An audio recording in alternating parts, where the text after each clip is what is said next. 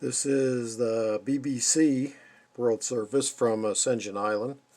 That's where the transmitter's at, Ascension Island. Sounding real good right now. It's 11:04 p.m. or 5:04 UTC here in Southern Illinois. Again, BBC World Service from Ascension Island. Leaving their homes hours before the event was due to get underway.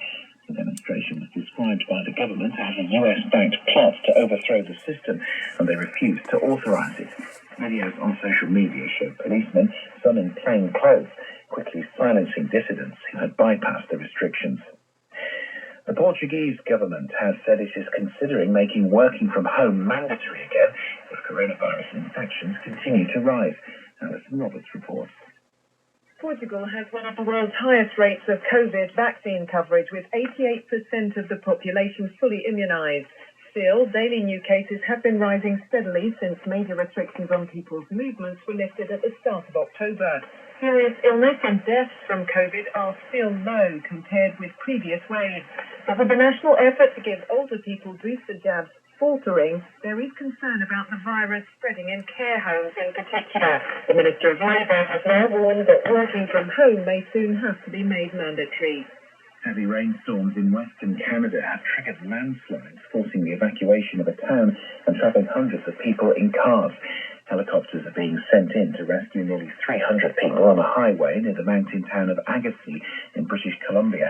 The authorities in the town of Merritt, to the northeast of Vancouver, ordered all 7,000 of its inhabitants to leave. BBC News.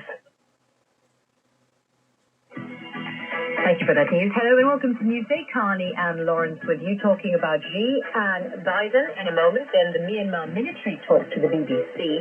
Sanctions on Belarus and sanctions on Nicaragua. We'll be asking if the sanctions work.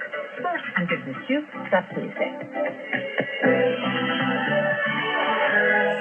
Good evening, good morning was the opening because of the time difference between Washington and Beijing as the leaders of the world's largest economies.